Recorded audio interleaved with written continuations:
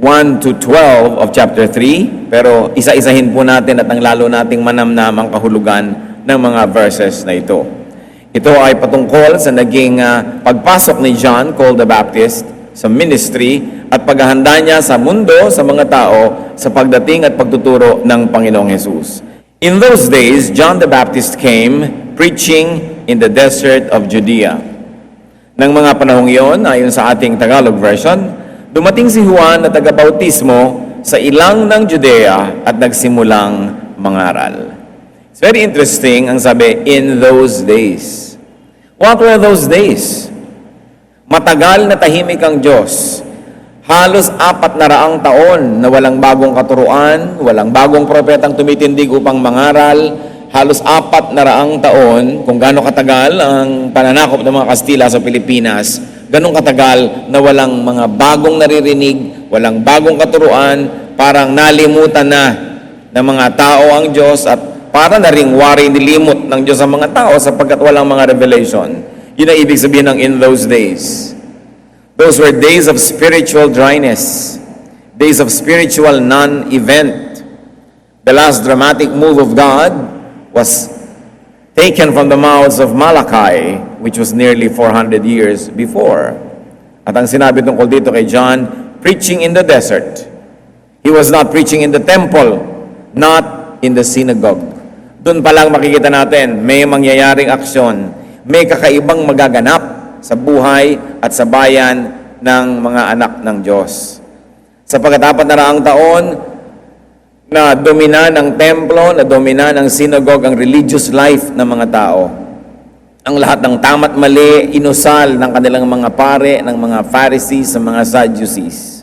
Ang lahat ng pamumuhay ng aspeto ng buong bayan ay ginabayan ng templo. Biglang-bigla, sabi, in those days, dumating si John the Baptist teaching in the desert. Wala sa loob ng mga bahay dalanginan, wala sa loob ng sistema. So parang sinasabi, fasten your seatbelt, brace yourself for action. This is going to be very different and very fresh.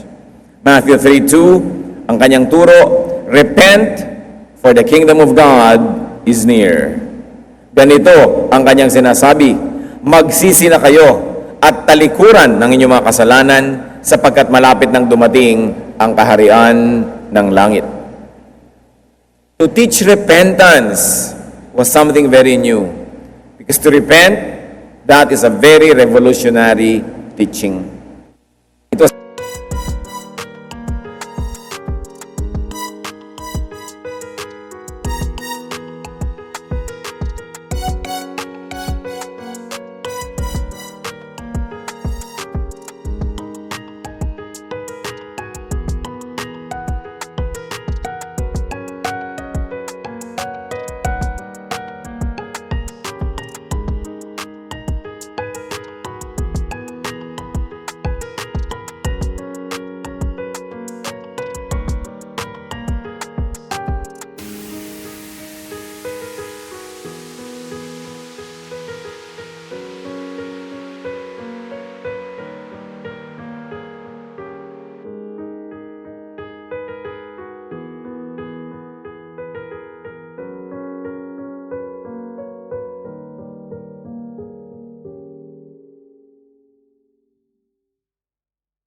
a commentary on and a very indirect rebuke to the existing system. Tahimik na tahimik ang langit, walang nagsasalitang propeta, biglang nandito si John, nagsalita hindi sa loob ng system, hindi sa loob ng temple, but outside of it, and the message was, repent. Magbagong loob, magbalik loob. Sapagkat daw malapit na ang paghahari ng Diyos. The kingdom of heaven is near. If you like to read that in the negative sense, wala pa ang kingdom of God. Kahit ganun ka-establish ang relihiyon nila, kahit ganun ka tibay ang kanilang pananalig, at ganun ka tindi ang kapangyarihan ng relihiyon at ng templo, sabi niya, the kingdom is near. Wala pa. But if you like to read it positively, malapit na. Pero ganun pa rin, wala. Sa kabila ng napakaraming pagiging relihiyoso, wala yung kingdom of God. Kaya sabihin niya, magbalik loob kayo, magbago kayo ng pamamaraan. What you're doing is not good enough. Matthew 3:3, "This is he who was spoken of through the prophet Isaiah, a voice of one calling in the desert, prepare the way for the Lord, make straight paths for Him." Si Juan ang tinutukoy ni propetang Isaias nang sabihin niya, ito ang pahayag ng isang taong sumisigaw sa ilang, ihanda ninyo ang daraanan ng Panginoon, gumawa kayo ng mga tuwid na landas na kanyang lalakaran.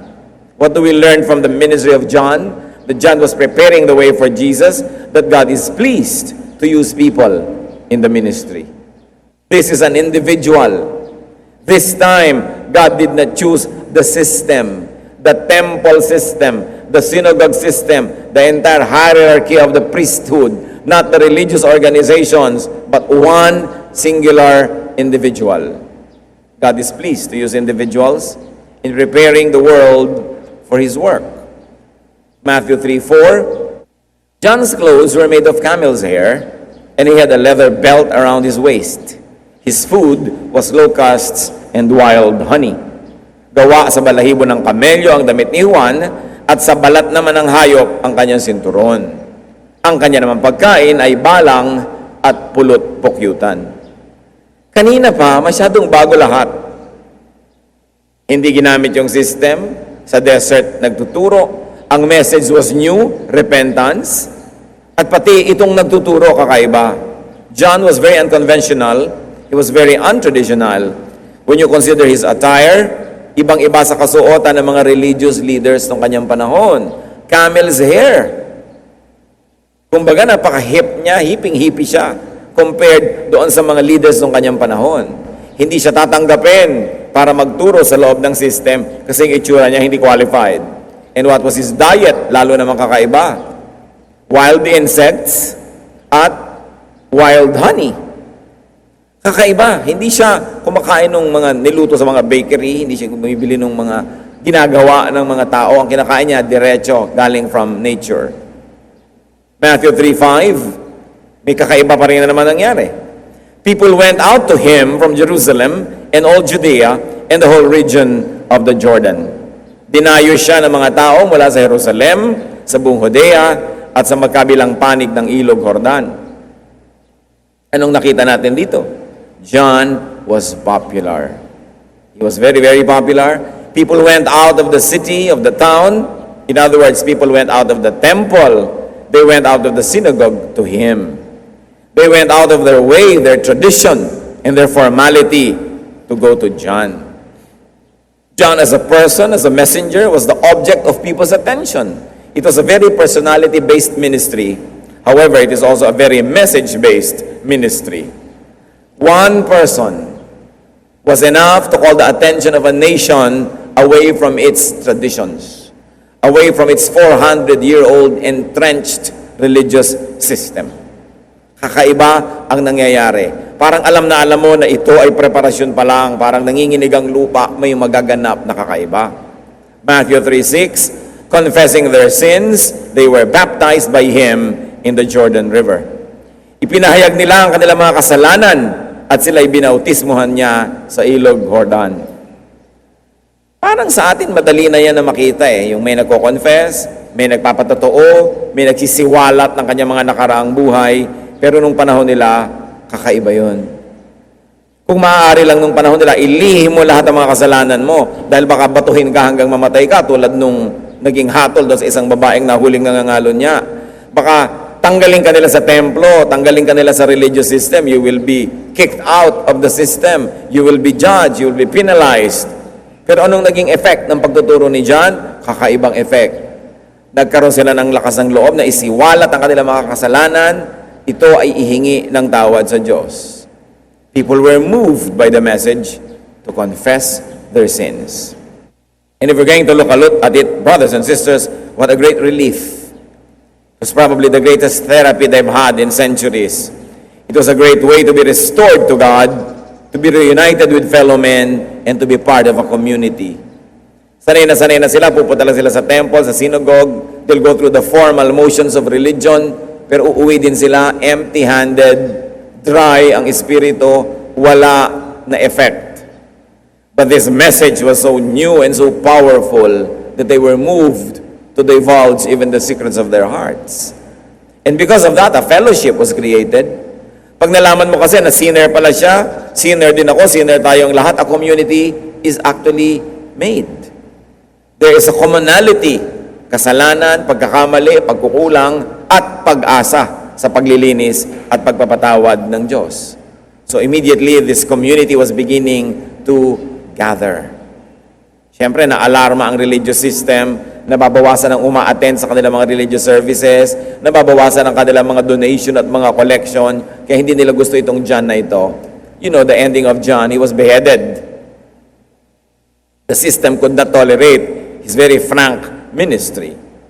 But to go back to Matthew chapter 3, verse 7 this time, but when he saw many of the Pharisees and Sadducees coming to where he was baptizing, he said to them, "You brood of vipers, who warned you to flee from the coming wrath?" Nang makita niya, lumapit din sa kanyang maraming Pariseo at mga Saduseo upang magpabautismo, sinabi niya sa kanila, "Lahi ng mga ulupong, akala ba ninyo'y makakatakas kayo sa parusa ng Diyos?" Who were the Pharisees? The word Pharisee came from the Hebrew word parash, means to separate. Yung mga Pharisees, yung mga separatists, ipinagmamalaki nila, separatist kami, hindi kami nakikihalo sa inyo. Yan yung Pharisees. They were extremely accurate in their knowledge of the law of Moses, but they were also very self-righteous and they were filled with pride. Sila yon. At pumunta din sila kay John. Now there were also the Sadducees. Sadducees means righteous ones, mga banal, sapagkat kanilang inaangkin na sila daw ay mga kaapu-apuhan ni Zadok. Ibig sabihin ay righteous. It was a religious and a political party. At later on, hindi rin nila makakasundo ang Panginoong Jesus dahil sila ay na-insecure, na naaagawan sila ng kapangyarihan at naagawan sila ng mga followers. Itong dalawang grupong ito, the Sadducees and the Pharisees, came along with the people to be baptized by John. At nung makita sila ni John, sabi, "Oh, kayo mga ahas, ba't kayo nandito? Kala nyo siguro, maliligtas kayo. Gusto nyo ring maligtas, ano? Gusto nyo ring makaiwas sa darating na paghuhukom." John called the representatives of tradition, the representatives of institutional religion, snakes. Di ba kakaiba tong John na to? Kakaiba. Fresh talaga. Sabi niya, "You are here to escape from the coming wrath." Because John was saying judgment would come and that these religious leaders would be judged along with everyone else. So they too wanted to repent and they too wanted to be baptized. Of course, it was clear that to go to John in repentance and for baptism was to flee from the coming wrath. Ng mga taong nais umiwas sa darating na dilubyo na paghuhukom sa mga kasamaan ng tao ay may solusyon. Magbalik loob sa Diyos, magbago, magsisi, magpabautismo. At sabi sa kanila ni John sa Matthew 3:8, "Produce fruit in keeping with repentance." Patunayan muna ninyo sa inyong mga buhay na kayo'y talagang nagsisi na. Hindi sila agad-agad binautismuhan. Sabi ni John, patunayan nyo muna na nagsisi kayo.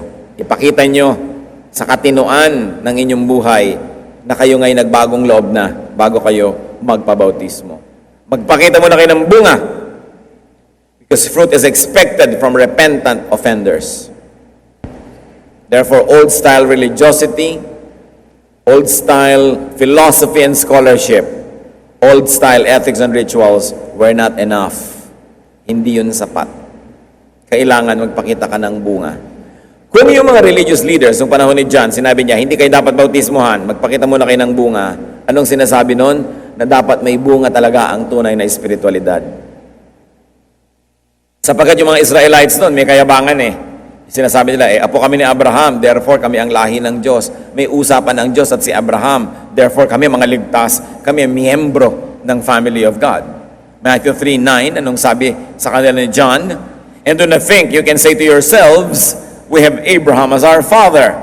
I tell you that out of these stones, God can raise up children for Abraham." Kayo mga ordinaryong mamamayan, kayo man mga Sadducees and Pharisees, kayong mga Israelita, huwag niyong akalain na kung apo kayo ni Abraham, okay na kayo. Sapagkat kahit ang mga batong yan, kung nanaisin ng Diyos, magiging apo ni Abraham, magiging anak niya. Kaya huwag kayong magmamalaki dyan.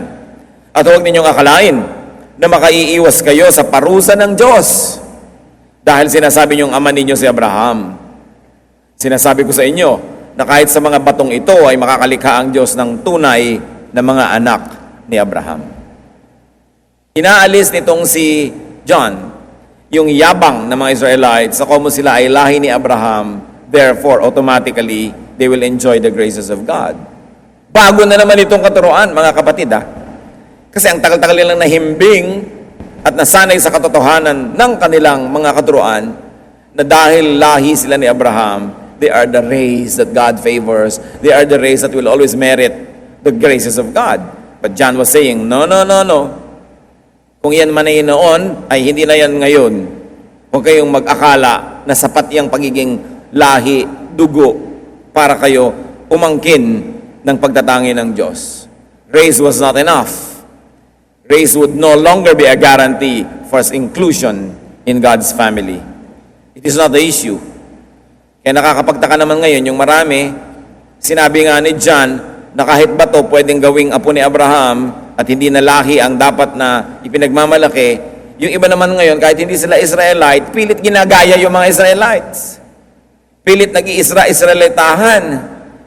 Kinokopya ang mga suot, mga tugtog, mga sayaw, mga paraan ng pagkain, paraan ng pagsamba. Samantalang ang linaw-linaw ng sabi ni John, huwag na yung lahi-lahi ang ipagmalaki ninyo. Kailangan personal ito.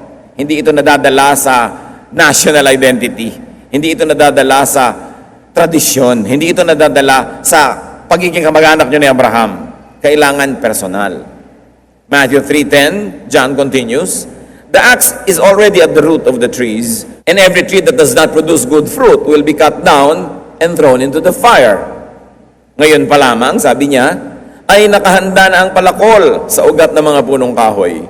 Ang bawat punong hindi mabuti ang bunga ay puputulin at itatapon sa apoy. Napakalinaw ng mensahe ni John. Either you qualify or you don't. Repent or perish. Be with us or you are against us. And it is fruitfulness and effectiveness that really mattered. To continue, verses 11 to 12. I baptize you with water for repentance, but after me will come one who is more powerful than I, whose sandals I am not fit to carry. He will baptize you with the Holy Spirit and with fire. His winnowing fork is in his hand, and he will clear his threshing floor, gathering his wheat into the barn and burning up the chaff with unquenchable fire. Sabi niya, ako, small time lang ako. Tubig lang ang pambautismo ko sa inyo.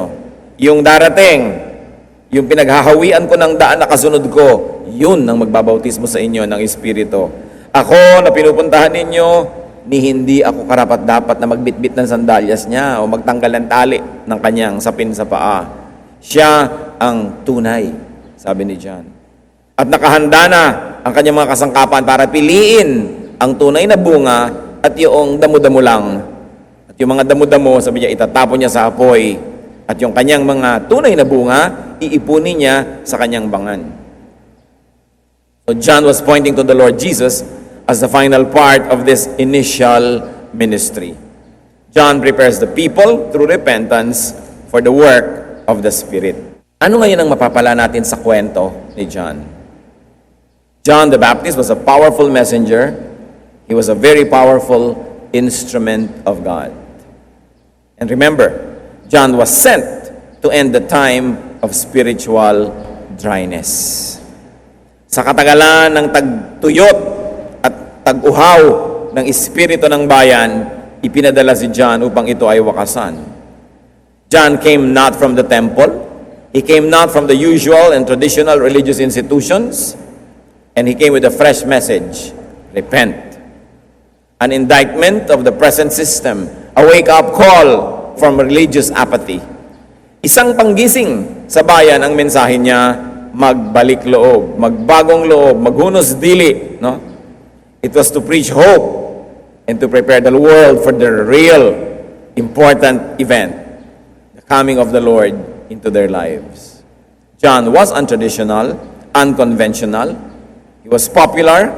He was an agent of relief and an agent of unity. He was effective even and for the Sadducees and the Pharisees. And he was very frank. He challenged the system. Sabi niya, huwag na nating ipagmalaki ang pagiging Israelita. Hindi na yan ang point ngayon. Dapat may personal kang relasyon sa Diyos. Anong mga hamon nito sa ating buhay, mga kapatid? Let God minister to you through John. This particular John that we're talking about. But then again, when you read the Bible, there are always many layers of meaning. Because you should also let John minister to you, or let God minister to you now through His Johns. Maraming mga John. Mga pwedeng gamitin ng Diyos para kayo pagpalain. Pero ayaw nyo kumisang pakinggan kasi hindi nakabarong Tagalog o hindi naka-Amerikana. Ayaw natin kumisang pansinin kasi hindi nanggaling sa Bible school. Ayaw natin kumisang pansinin kasi ordained ba yan? Sino ba naman nag-ordain? Committee lang ang nag-ordain, ano? Kaya masyadong impressed sa ordain. No? Diyos ang tunay na nag-ordain. This John was not ordained by the system. Jesus was not ordained by the system. Yung mga officially ordained, sila yung mga wala kang mapala. No? Hindi naman lahat. Marami naman ngayon officially ordained, may mapapala ka rin. Pero hindi lang dapat yun ang pinagtutuunan natin ng pansin. God can send many Johns to the world, and God can send a John to you to give you support, your hope, a fresh message, a new challenge. And this John can come from an unexpected place, from an unexpected and unusual background, in a new package, in an unusual way. Kung ginawa ng Panginoon noon na si John ay bagong-bago, fresh na fresh, pwede bang pigilin siya kung gusto niyang gawin yun ngayon? At magpadala sa inyo ng isang mensahero, magpadala sa inyo ng isang spokesperson na magbibigay sa atin ng guidance, maybe a general guidance, maybe a very specific one. Kailangan nakabukas ang ating tenga. At hindi ka lagi na lamang nag-aantay na, patingin nga ng biodata mo, saan ka bang theological school nagmula? You must always listen. Because God always speaks to people. Kaya lang yung mga tao, kumisan ayaw makinig. Do not always look for credentials. Do not always be impressed with credentials and with official status. Yung mga yan, nakakatulong din. Pero hindi garantiya na nasa mabuti ka ng kamay. At hindi naman ibig sabihin na yung wala na mga yan ay hindi na magagamit ng Panginoon. You must take note that even the Pharisees and the Sadducees, specialists in religious studies, came to John, who actually came from the desert. Pag sinabing he came from the desert, parang sinabi sa atin ngayon, from the. Kasi either you came from the city, you came from Jerusalem, you came from the big towns, Nazareth, Galilee, or you came from the desert. So siya, from the, kung tutuusin. Hindi produkto ng malalaking mga institusyon. Hindi umaten ng mga sikat na mga paaralan. Pero pinili ng Panginoon na maging pagpapala sa marami. Who is a genuinely godly messenger? Sino ba ang dapat nating hinahanap? The one who teaches us repentance. Paano mo masasabi na ito talagang teacher, ito talagang preacher, ito talagang brother, sister, itong Bible study leader, itong kapatid ko na wala namang ranggo pero na-bless ako sa kanya. Paano malalaman na siya ay ginagamit talaga ng Diyos? Dapat ang nagiging bunga ng kanyang ministry sa iyo, ikaw ay nagbabagong loob. Hindi lang tumalino ka na, ay may nalaman ako, wow, may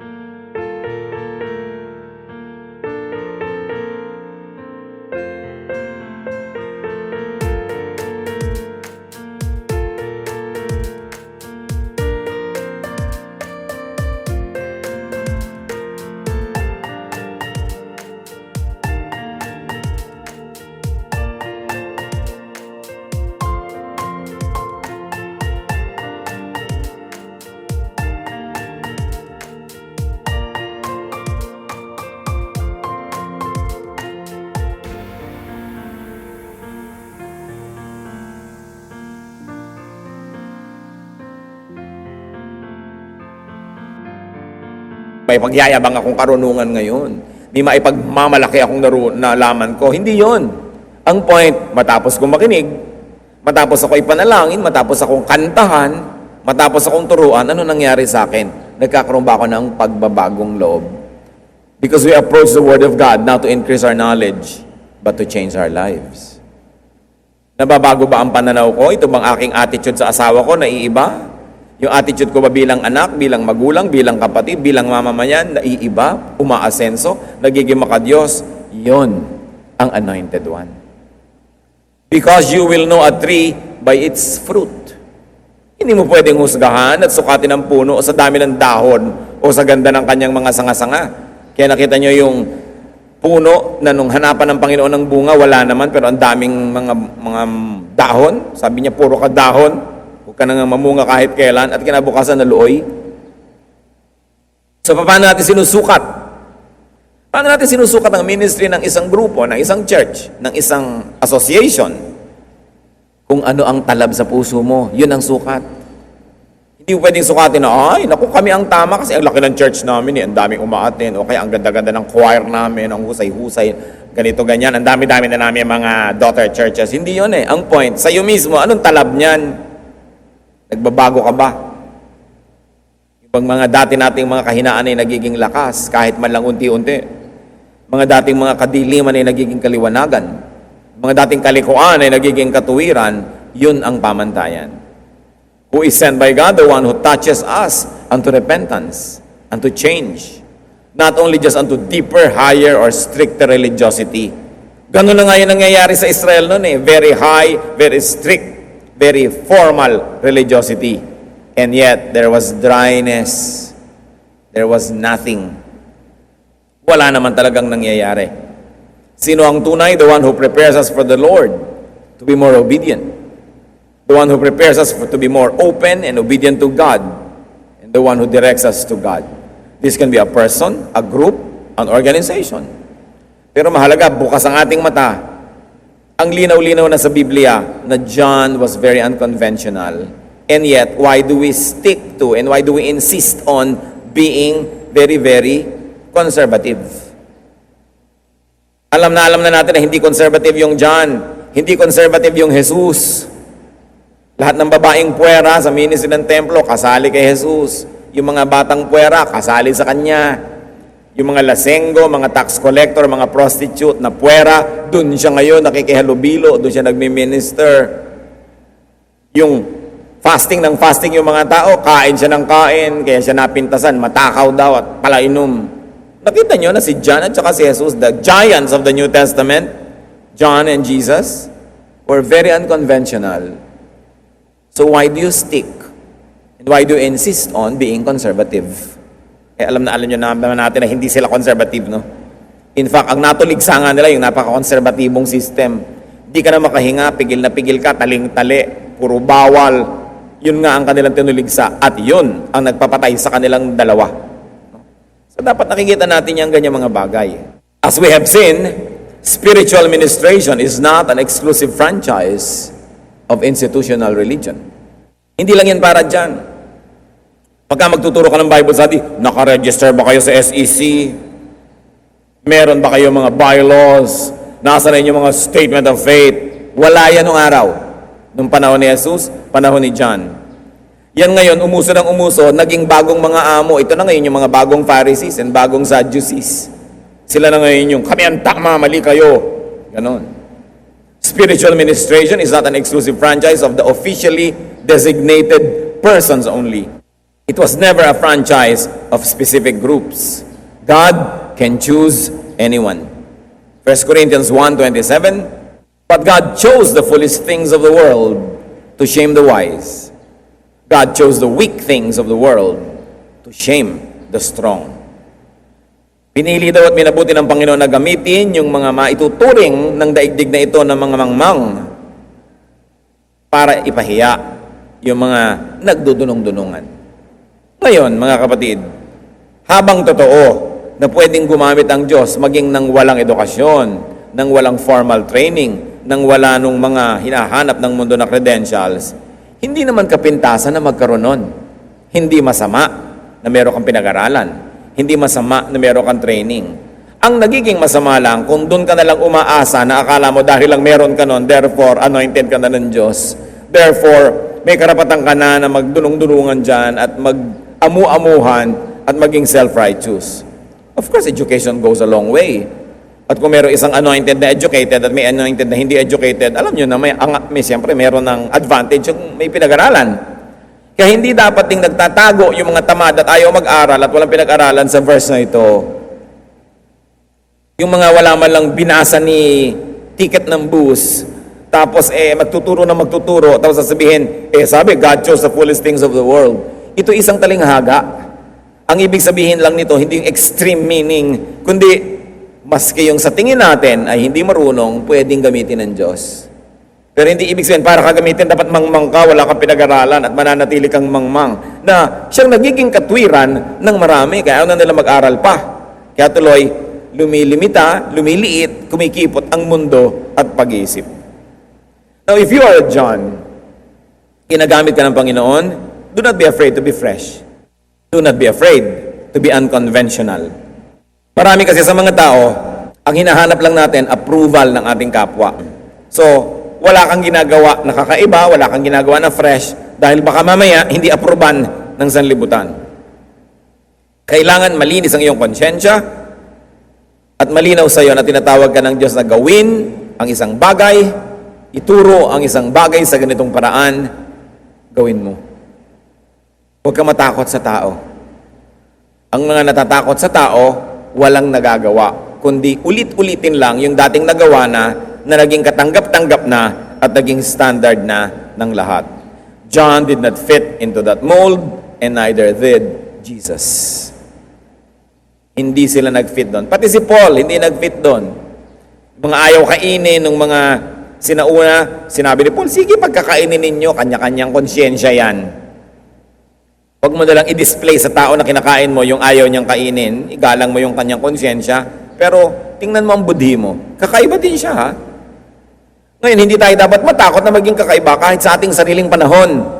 Panahon nga nila, nagkaroon sila ng pagkakaiba doon sa nakagawian. Sapagkat sa nakaraang 2,000 taon ng Kristyanismo, marami na rin na maging bago nung araw na sa pagdaan ng panahon, sobra na rin naluma. At ngayon ay dapat na rin magkaroon ng mga pagbabago. Fresh air must be breathed into the church of the Lord. Because a lot of traditions have been fossilized and the people are trapped in a time warp that many of the things that people do in the name of God no longer reach the heart, no longer ministers to the soul, no longer becomes relevant. Kaya pag may nadidinig tayong bago, kakaiba, do not judge. Do not judge an instrument of God based on credentials. Do not judge an instrument of God based on looks and attire and diet. Do not judge an instrument of God based on location of ministry. Natatandaan ko nung unang-una po na tayo ay gumamit ng mga sinehan para sa ating ministries, napakaraming mga sumalungat. Napakaraming mga Kristiyano na galing sa iba't ibang mga sekta ang nahiwagaan. Sinasabi nila, hindi banal na dako, marumi ang sinihan, maraming nagaganap na masama, hindi dapat mag-worship dyan. Which of course, sinalungat naman natin yun. Dahil saan naman tayo mag-worship, ang dami-dami natin, hindi naman tayo kasya sa ipinagawa nating building. Nabinles tayo ng Panginoon sa ilang taon, nagpagawa tayo ng 3-story building sa Makati, pero ilang taon din lang, hindi na tayo kasya. Saan tayo pupunta? At sinabi natin, ano man ang tungtungan ng mga anak ng Diyos na lugar, yun ay pagiging banal ng Diyos. Gagawing banal. Saan man natin sambahin ang pangalan ng Panginoon, siya ang magiging Panginoon doon. Hindi pwedeng hindi umalis sa mga demonyo, meron man na nandun. So bakit tayo mapipigil? At ngayon, uso na. Lahat na nasa sinehan na wala nang naguhusga sa atin. Pero nung araw, katakot-takot na mga pula ang inabot nating lahat, no? At mga tawag at mga bansag. Dahil sa isang bagong paraan. Kaya, ang mga anak ng Diyos, hindi mo sabihin, doon lang tayo sa loob ng church. Pwede yun kung hindi ka nag-grow. Kung nag-grow ka, dami-dami nyo, sa kayo pupunta. Kailangan gumawa ka ng paraan, alangan mang humanap ka sa tradisyon ng church, ng pagkukuna ng gagawin mo. Hindi naman sila nagkaroon ng ganong karaming tao sa hinabahaba ng daan-daang taon. So, wala silang maituturo sa atin. Kailangan mag-improvise ka. Basta ang mahalaga, malinis ang budhi mo, alam mo, ang ginagawa mo ay hindi ka lumalabag ng utos ng Diyos, at bago lang ang iyong approach, na luma rin naman yung goal mo para gawing available ang salita ng Diyos sa mga tao, magkita-kita kayo sa isang lugar, sa isang komportabling lugar na makakapag-focus kayo. Anong masama doon? Pero minasama yan nun ng marami. Pero ang point dito mga kapatid, dito lang, huwag niyong i-judge ang bagay dahil lang bago. Dahil lang walang nauna o dahil kakaiba. Sabi ni St. Thomas Aquinas, it's exceedingly foolish for a man to think that what he does not see does not exist, or what he does not understand is wrong. Hindi mo nauunawa ay mali na. Question your scholarship, but don't always judge anything you don't understand as wrong. So do not shun the new, the fresh, and the unconventional, because it is the way of the Lord. Titingnan mo kung anong bunga, anong naging talab, dahil ang tinitingnan ng Panginoon, bunga. If an instrument or ministry touches you to repentance, to hope, to meaning and fruitfulness, you are in good company. Make your religious experience fresh and effective. Kung nakasanayan nyo lagi mag-quiet time sa umaga, naging mechanical na, wala nang talab, ilipat nyo sa tanghali, ilipat nyo sa gabi. O gawin yung umaga, tanghali, gabi. Hindi laging yun ang yun, yun ang yun, yun ang yun. Kasi nagagasgas, nagkakaroon tayo ng kalyo, hindi na natin nararamdaman. There must be freshness. Lamentations 3:22-23, the Lord's compassions never fail, they are new every morning. So hindi naman masama na magkopyahin natin yung ginawa ng mga Pharisees and Sadducees. Kahit tayo may nakasanayan, pero nakita natin eto, may bago, tumatalab, epektibo, dapat din natin yung tanggapin. Madidinig mo yan sa mga may edad na, above 40, above 50. Naku, ayoko nang mag-aaral pa niyang computer na yan. Naku, ayoko na mag-text. Tapos sasabihin pa, Junior, ipag-text mo ako sa ate mo, may mata ka pa at daliri, mag-text ka lola. No? Ibig sabihin, ba't tayo mo pag-aralan? Ganun na rin yan, yung ayoko na makasanayan pa, bago. Araw-araw naman, gusto mo may bagong pagkain, may bagong blessing. Dapat tayong dumadaloy sa mga bagay na ganyan. Hindi yan masama. Ang nagiging masama lang, kung ginamit mo sa masama. Pero kung nagiging paraan para ka tumalino, para mabuksan ang iyong isip, kahit para maaliw ka man, minsan mo mga kalungkutan, maganda ang mga bagay na yan. Do a Pharisee, do a Sadducee, swallow your pride and learn something new. Lalo ngayon ang mga kabataan, sobrang maraming alam, maganda na rin pati mga may edad, mag-aral, paturo sa mga apo, paturo sa mga anak, sa mga pamangkin, kasi lalong-lalo sa technology, hindi natin maiiwasan yan. Life will be more and more technological in its orientation. Kaya kailangan, nandiyan ka, kasali ka, hindi ka puwera, hindi yun masama. At walang kabanalan doon sa patuloy mong pagtanggi na mag-aral ng mga bagong bagay. Kahit nga yung New Covenant ng God sa kanyang mga anak ang tawag New Testament bago. Kaya lang 2,000 taon na rin yun So marami na rin doon na naluma na. Kaya kailangan magkaroon ng mga bagong anyo, bagamat hindi nagbabago yung espiritu. Changing methods, changing ways, although we have an unchanging God and an unchanging message. Napakahalaga nung we are attuned to the times. So ano ang mga lesson natin dyan kay John? Huwag laging maghinala sa bago. Bagamat, huwag naman magtiwala agad. Siya sa atin, tingnan. At ang pinakamabuting paraan ng pagtingin, tingnan ang bunga. Ano ba ang bunga sa akin ng bagay na ito? Aming Diyos sa langit, humihiling kami ng katuruan mula sa inyo. Matapos namin pagtuunan ng pansin itong bahagi ng ministry natin ni John, ano po ang mensahe niyo sa amin? Paano kami nagiging John sa buhay ng maraming tao? Anong mga bagong dinadala namin na nakakapagpa-asenso ng buhay nila? Paano kami nagiging mga tao na tumatanggap ng mga bagong katuruan ng isang John? Paano namin, Panginoon, ipagtatanggol ang sarili namin sa mga mandaraya na may dalang bago nga, pero mali naman? Ituro mo sa amin, Panginoon, na laging mag-ugat, manghawak sa di mo nagbabagong salita, sa di mo nagbabagong katotohanan, pero maging bukas ang isip namin sa mga nagbabagong mga pamamaraan, mga methods, at nang sa ganon, Panginoon, makaranas kami ng mga bagong paraan ng paghipo mo sa aming buhay. Pati kami sa aming mga trabaho,